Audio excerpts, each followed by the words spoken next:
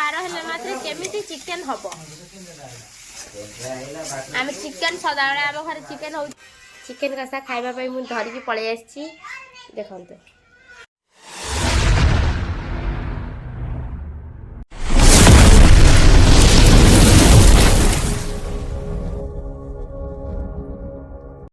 ସାଙ୍ଗମାନେ ଆମର ଦେଖନ୍ତୁ ଚିକେନ ପଳେଇ ଆଇଛି। ଆମର ଚିକେନ ସବୁବେଳେ ହଉଛି। ଆମର ସଦାବେଳେ ଚିକେନ। ଆମର ଆଇଁଷ ବାର ହେଲେ ମାତ୍ରେ କେମିତି ଚିକେନ ହବ। ଆମେ ଚିକେନ ସଦାବେଳେ ଆମ ଘରେ ଚିକେନ ହଉଛି। ଆପଣ ମାନେ ଭାବୁଥିବେ ଆଙ୍କ ସବୁବେଳେ କଣ ଖାଲି ଚିକେନ ଭିଡ଼ିଓ। ଚିକେନ ହଉଛି ଆମ ଫେଭରେଟ। ସେଟା ବି ପୁଣି ଚିକେନ କଷା।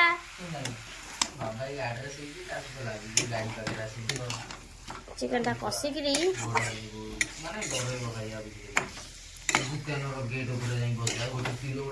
ଚିକେନ ଟା ଏଇଭଳି ଭାବରେ କଷା ହବ।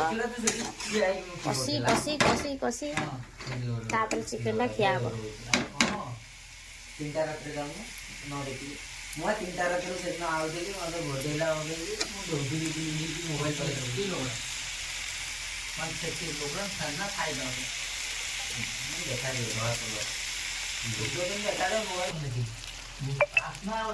चिकेन मसला पकईदबा बर्तमान।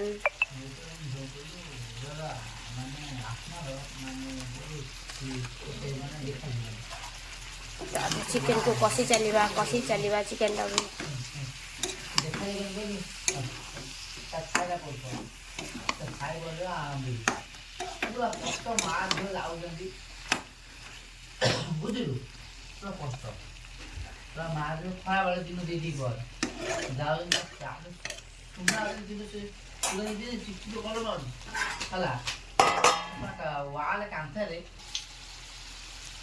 सांग मैंने मोर चिकेन कषा हो रेडी।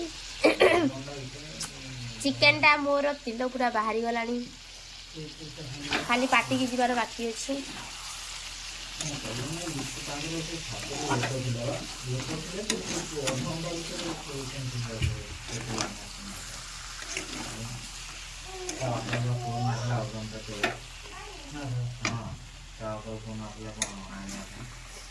गला रेडी आउ चिकेन कषा खाइबा पई मु धरिकी पळै आछि।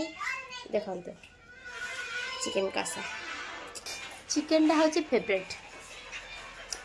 हमरा के 12 हेले मात्र केमिति टिके चिकेन आनी की कसी किरी ताको खाइबा ना कोन तब खाइबा नियो खा नियो नियो नियो नियो खंडे नियो बा खंडे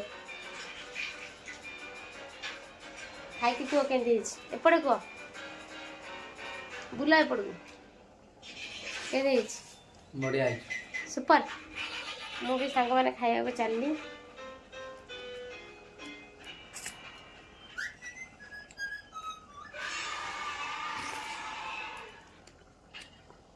गरम अच्छे मसलाटा खाई पूरा टेस्टी जना पड़ी।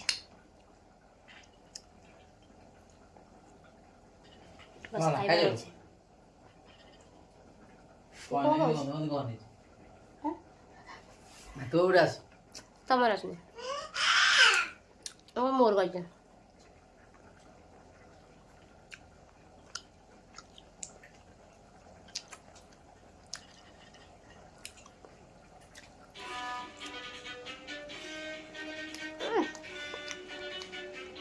मस्त ना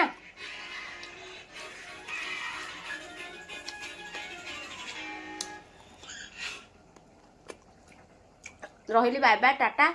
चिकन तरकारी हेले खाइबा रुटी आ चिकन।